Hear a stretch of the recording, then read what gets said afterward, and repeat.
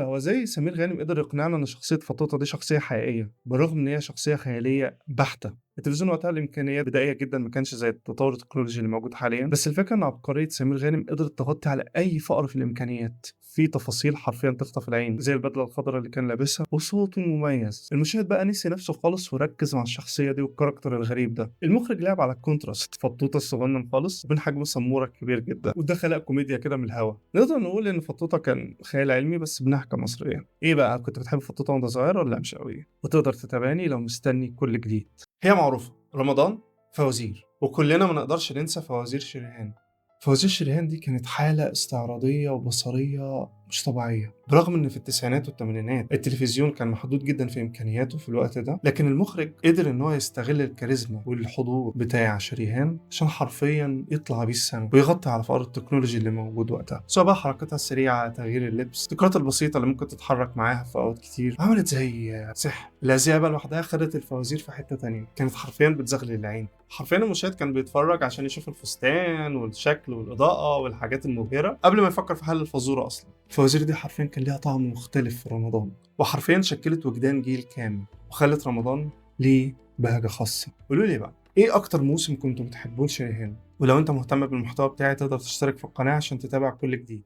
شخصية زكية زكريا حرفيًا كسرت كل القواعد اللي التلفزيون كان ماشي عليها. يمكن نقدر نقول إن برامج رمضان زمان كانت حرفيًا محبوسة في استوديو، كان نادرًا جدًا إن حد ياخد الكاميرا وينزل الشارع. إبراهيم نصر بقى خد الكاميرا وحرفيًا نزل أوي بقى. الشخصية بتاعة زكية زكريا دي حرفيًا كانت مصممة إن هي تجنن الناس، وعشان ينقل الموضوع ده بسهولة كان دايمًا بيستخدموا الكاميرا المحمولة بيمشوا بيها في الشارع بمنتهى السهولة، وصول التصوير المقلب، وكمان عشان يدي إحساس بالواقعية، كأنك في الشارع بجد، كأنك شايف الناس دي بجد، وبرضه كأنك بتراقبهم من بعيد. المخرج بقى كان بيسيب إبراهيم نصر الضحية كده، يلا عيش بقى معايا بقى، ارتجل. والكوميديا اللي اتخلقت نتيجة ده كانت حاجة خام كده بيور، لا سكريبت ولا الكلام ده. تحس إن الكاميرا الخفية ما كانتش مجرد برنامج كوميدي، لكن تحسه حاجة بتوثق الشارع المصري في الوقت ده. تفتكروا بقى الكاميرا الخفية كانت أحسن ولا برامج رامز؟ وتقدر تتابعني لو أنت حابب المحتوى بتاعي. تفتكروا ايه الفرق الحقيقي بين اي حد قدم فوازير وبين نيلي؟ نيلي حرفيا كانت بتكسر الجدار الرابع، وكان في اوقات كتير كانت بتبص للمشاهد وتتكلم معاه، حرفيا كان قاعده معاه في الصاله، وده ممكن نقول ان هو خلق حاله ارتباط عاطفيه مع نيلي.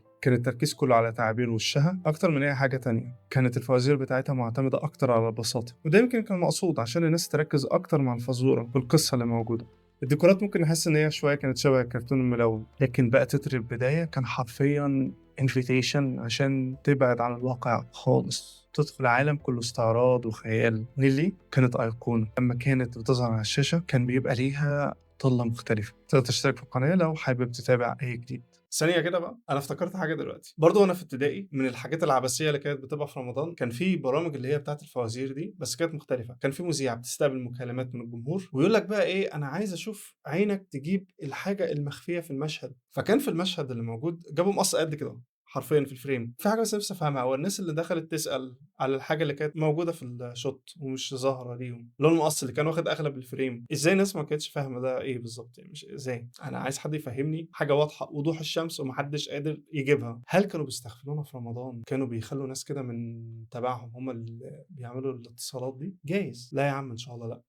كرتون مصري بسيط قدر إن هو يغلب ديزني ويخلي أجيال كاملة عايشة عليه لحد دلوقتي. منى أبو النصر عملت معادلة مستحيلة، جابت بطل أسمر من النوبة يمثل الشارع المصري الحقيقي وخلته بطل خارق من غير أي قدرات خارقة. ألوان المسلسل كانت دافية، كانت شبه طين النيل كده. المزيكا بتاعت محمد منير، الكاميرا الكرتونية اللي كانت بتعدي على الأسوان كلها، تحس إنها كانت بتصور فيلم تسجيلي مش مجرد فيلم أنيميشن. لأول مرة الطفل المصري شاف نفسه على الشاشة حرفيا، خصوصا الناس اللي قاعدة في النوبة. يعني البطل بيلبس زيه، بيتكلم زيه، مشاكله زيه، يعني حرفيا هو كان شبه كل بيت في مصر، بس الاختلاف بس المكان اللي هو جاي منه. يعني حرفيا أنا مش شخصية خيالية جايبينها من كرتون تاني ولا جايبينها من بلد تانية. بكار ما كانش كرتون، كان مراية للمصريين. قول لي بقى، لو في يوم وانت صغير ملحقتش بكار كنت بتعمل ايه؟ تقدر تشترك على القناة عشان تتابع كل جديد.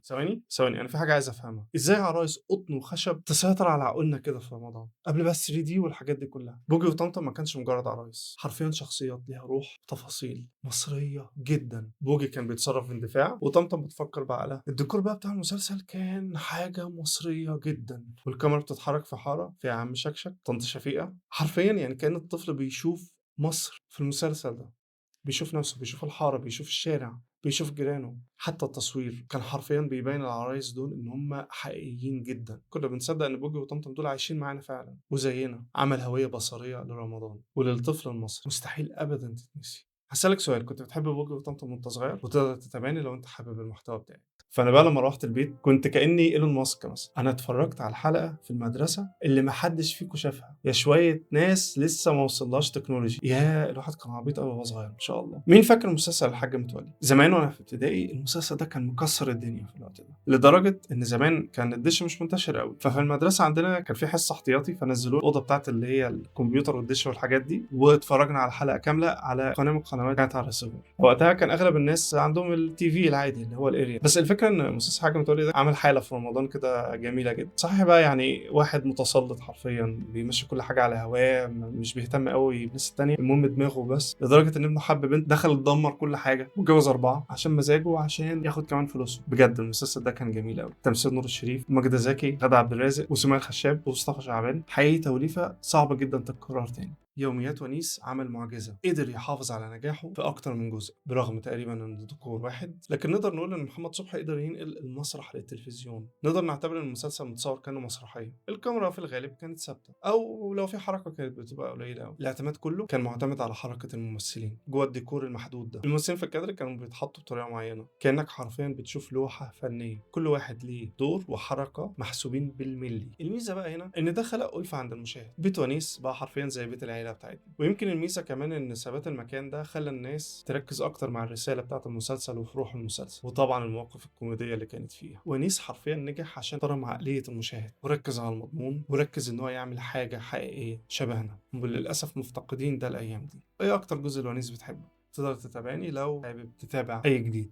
انا دايما بسأل نفسي، هو ليه فرح ثانية بالنسبة للناس لسه بيتشاف لحد النهارده والناس بتفضل قاعدة قدامه ومتنحة؟ الفكرة بقى مش في الإبهار والكلام ده، كان في حالة من العشوائية المتعمدة. المخرج بقى ايه، قال صباح الخير احنا هنرمي كل القواعد بتاعة التصوير اصلا، وقرر ان هو يعمل فرح حقيقي داخل كل بيت في مصر. فرح عادي لناس طبقة متوسطة عليا بخلفية قديمة او ليها تراث مصري. الاكل كان حقيقي، الناس كانوا بياكلوا بجد، والكاميرا كانت بتتعامل ان هو قشطه، انا واحد من المعازيم، انا رايح برضه اكل ولا اشوف لي اي حاجه اشربها عادي جدا. ونور الشريف وعبلة كامل تصرفوا زي اي اب وام في اي مناسبه زي دي، مصريين بجد، مش ملتزمين لا بنص ولا بسكريبت ولا باي حاجه. في بقى حاجات اخراجيه شويه في الموضوع، الزاويه ما كانتش واسعه قوي، كانت ضيقه شويه عشان تبين الزحمه اللي موجوده في الشقه وتنقل في الفتره دي الافراح اللي كانت بتتعمل في الشقق في التسعينات. مفيش حاجه بقى اسمها تنسيق الوان بقى في المشهد ولا كل الكلام ده، لا الناس حقيقيه جدا، ولا الاضاءه حتى فنيه، لا الاضاءه شبه برضه بيوتنا. فده سبب ان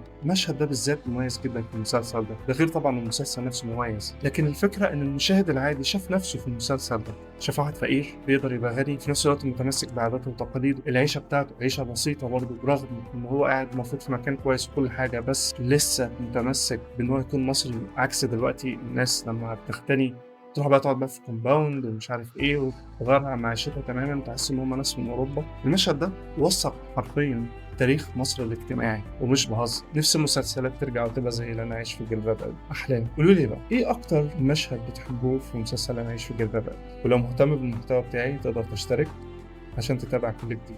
سنة 2004 في مسلسل اتعرض في رمضان اسمه عباس الأبيض في اليوم الأسود. المسلسل ده كان مختلف تماما. ليه؟ بيبين أزمة لواحد عادي شبهنا اتغرب في الخليج، ولما رجع افتكر ان هو هيلاقي كل حاجة مستنياه، اولهم عيلته اللي ما بقتش موجودة، ولا اي حد عايز يصدق ان هو عباس اللي سافر من البلد وراح اتظلم في العراق. برغم المسلسل ده بيجسد مثلا حالة الرضا لعباس البطل، وقد ايه ان هو متمسك بحقه وبهويته ومش عايز يسيبها خالص، وقد ايه المسلسل الحبكة بتاعته كانت قوية جدا وكنا بنتابعها واحنا مخضوضين ومش عارفين ايه الخطوة اللي جاية. وكمان كان في كوميديا من المواقف بتحصل نتيجة الصراعات اللي احنا بنشوفها. لكن يفضل عباس الأبيض في اليوم الأسود من أكتر المسلسلات اللي لمست المصريين في الوقت ده. المسلسل ده نجاحه لأنه عمل جو مش سهل يتعمل، وحرفيا مش عارفين نعمل ده لحد دلوقتي. تفتكر في رمضان في يوم من الأيام هنلاقي مسلسلات شبه بتاعت زمان ولا خلاص كده؟ تقدر تشترك على القناة لو مستني أي جديد. أنا فاكر وأنا صغير إن تتر مسلسل المال والبنون كان حرفيا بيقشعر جسمي. التتر ده تحسه فيلم قصير لخص المسلسل ولخص حياتنا كلها في دقيقتين بس. الاستخدام كان حرفيا عبقري. حتى في المسلسل مجدي أبو عميرة تحس إنه استخدم الإضاءة كتير في الموضوع ده، أي نعم، بتقنيات التلفزيون وقتها إضافة ضلمة ليوسف شعبان تحس إن هو عايز يبين إن هو قد إيه شرير وقد إيه طماع، وقصاده عبد الله غيث بيحاول على قد ما يقدر إن هو يظهره قد إيه هو راضي بدنيته وحياته وزاهد في الدنيا ومتمسك بالمبادئ، بس إنه كان بيستخدم الكاميرا كأنها ميزان عدل. في التتر صوت علي الحجار مع المزيكا بتاعت ياسر عبد الرحمن اندمجوا سوا وعملوا حالة من الشجن، في نفس الوقت التحذير احنا بين اختيارين تختار ايه. نقدر نعتبر ان التتر ده اول مشهد في المسلسل من كتر ما كانت الاغنية بتاعته مؤثرة. تقدر تشترك في القناة لو حابب تتابع اي جديد. قول لي بقى، كنت بتحب اي جزء من مسلسل المال والبنون؟